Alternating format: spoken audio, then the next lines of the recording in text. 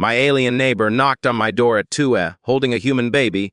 The baby wasn't crying. That's what scared me most. I'm Sarah. I live alone in a small apartment on the edge of the city.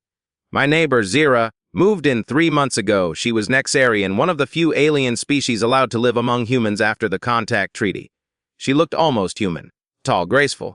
Skin like polished bronze. Eyes that glowed faintly gold in the dark. She kept to herself. We'd nod in the hallway. Nothing more. Until that night I opened the door, half asleep, annoyed. Zira stood there shaking. Her usual calm was gone. Her golden eyes were wide, terrified. In her arms, wrapped in a thin blanket, was a tiny human baby, maybe 6 months old. Big brown eyes, chubby cheeks, silent. "Sarah," she whispered. Her voice cracked. "Please, you have to take her." "What?" I stared at the baby. Whose baby is that? I can't explain. Not now. Zira thrust the child toward me. Her hands trembled. "Just please, keep her safe for one night. Don't let anyone know she's here. Don't open the door for anyone. No matter what they say." "Zira, what's going on? I didn't take the baby." I stepped back. "You can't just, I don't even know how to, please." Her voice broke. Tears, actual tears, streamed down her bronze face. "If they find her, they'll kill her. And me. And you." My stomach dropped. Who's gonna kill us?" She glanced down the hallway. Her whole body tensed like she was listening for something. Then she looked back at me. Her glowing eyes locked onto mine. "The Harveth. They're coming." I'd heard of the Harveth. Everyone had. They were hunters. Alien bounty hunters. Ruthless. Legal in some systems, illegal in others. Earth had banned them, but that didn't stop them from operating in the shadows. "Why?" I whispered. "Why are they after a baby?" "Because she's not just a baby." Zira's voice dropped to barely a breath. "She's the last of her kind." Before I could respond, Zira shoved the child into my arms. The baby felt warm. Real. Her tiny fingers gripped my shirt. "Keep her quiet. Keep her hidden. I'll come back when it's safe." She turned to leave. "Wait!" I hissed. "Zira," she paused. Looked over her shoulder. "If I don't come back by dawn," her voice was steady now, cold. "Take her to the sanctuary on 5th Street. They'll know what to do." She disappeared down the hall. I stood there, frozen, holding a stranger's baby. The door clicked shut behind me, silence. Then, faintly, I heard it. Footsteps, heavy, mechanical. Coming up the stairs. I locked the door, bolted it, grabbed the baby and ran to my bedroom. My heart pounded so hard I thought it would burst. I sat on the floor, my back against the bed, cradling the child. She stared up at me, still silent. Her brown eyes were too calm, too knowing for a baby. "It's okay," I whispered, though I didn't believe it. "It's okay. We're okay." Then I heard the knock. 3 sharp thuds on Zira's door. Then a voice, deep, rasping, artificial. "Zira of Nexar. Open the door. We know you're inside." Silence. Another knock. Harder this time.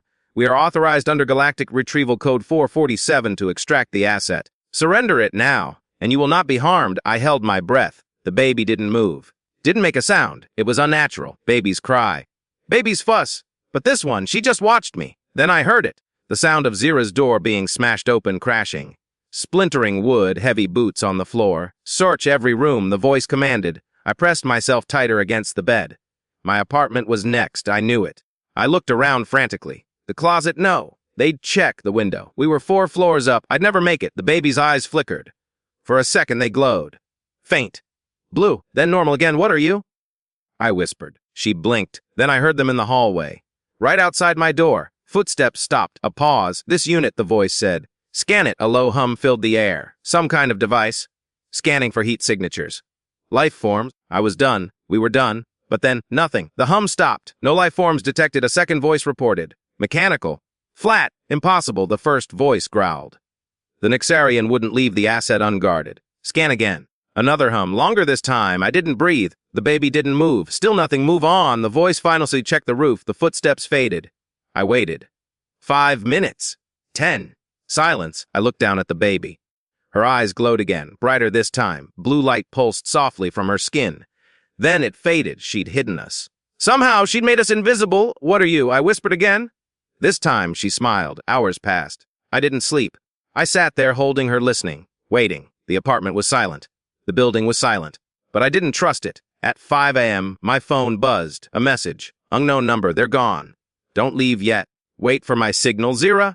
She was alive. I exhaled. The baby stirred. She made a small sound, not a cry. Something softer, like a hum. "Musical." "You're okay," I whispered. "We're okay." But I didn't believe it. Not yet. At 6:30, there was a knock. Soft. 3 taps. A pause.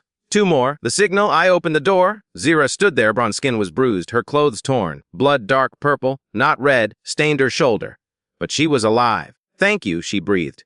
She reached for the baby. I handed her over. Zira cradled her gently, kissed her forehead. You saved her. What is she? I asked. The words tumbled out. She made us invisible. Zira looked at me. Her golden eyes were sad, tired. She's a Lumeris, the last one. Her people were wiped out by the Harveth 5 years ago. Her parents hid her. Sent her across the galaxy. I've been protecting her ever since. Why do they want her? Because Lumeris children have a power, a gift. They can bond with any species. Any mind, they can heal. Unite, bring peace. Zira's voice hardened. And the Harveth's clients don't want peace. They want war.